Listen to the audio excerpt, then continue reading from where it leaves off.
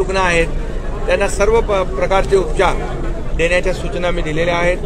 अगदी यांना शिफ्ट करण्याची आवश्यकता असेल तरी त्याही सूचना दिल्या आहेत, परंतु इथं या हॉस्पिटलमध्ये सर्व प्रकारचे उपचार सुरू आहेत, सर्व प्रकारचे उपचार इथे मिळत आहेत। त्यामुळे या रुग्णालयामध्ये सर्व डॉक्टरची टीम या सर्व रुग्णांच्यावर उपचार करते आणि अतिशय चांगल्या प्रकारचे उपचार सुरू आहेत। त्यामुळे जे जखमी आहेत त्यांची लवकरच ते बरे होतील, त्यांना डिस्चार्ज देखील मिळेल।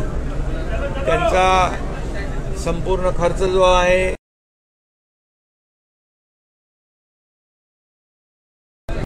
राज्य सरकार आणि जे मृत्यूची दुःखद घटना आहे, अतिशय दुर्दैवी घटना आहे। पंढरपूरला अनेक लोक 10-10, 15-15, 20-20 वेळा हे वारी एकत्र करणारे लोक आहेत वारकरी, आणि असा वारकऱ्यांचा झालेला अपघात दुर्दैवी दुःखद आहे आणि ज्यांचा मृत्यू झालेला आहे दुर्दैवाने त्यांच्या कुटुंबियांना देखील सरकारच्या वतीने 5 लाख रुपयाची मदत आपण करू आणि जे जखमी आहेत त्यांचा संपूर्ण खर्च पूर्ण सरकारच्या वतीने या ठिकाणी एक्सप्रेसवर कुठल्याही प्रकारच्या अशा प्रकारच्या रिक्षा किंवा टू व्हीलर्सला परवानगी नसताना अशा प्रकारचं अनधिकृत वाहन चालवलं जाते, ट्रॅक्टरला धडकून अशा प्रकारची अपघात झालेला आहे। जे काही झालेलं आहे त्या बाबतीमध्ये पोलीस चौकशी करतील, त्याची चौकशी होईल, जे दोषी असतील त्यांच्यावर कारवाई होईल। परंतु आपलं पहिलं काम सरकारचं प्राधान्य की जे जखमी आहेत त्यांना वाचवणं, त्यांचा जीव वाचवणं, त्यांच्यावर सर्व प्रकारचे उपचार जे आवश्यक आहेत ते करणं, याला आम्ही प्राधान्य देतोय, प्राथमिकता देतोय। आणि ज्यांनी हे चौकशीमध्ये जे काही तपासात जे येईल त्याप्रमाणे पुढची कारवाई होईल।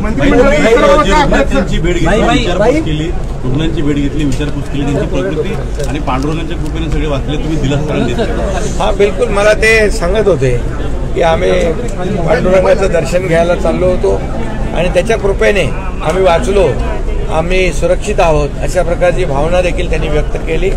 आणि हे सर्व वारकरी आहेत, पांडुरंगाचं नामस्मरण करायला निघाले होते।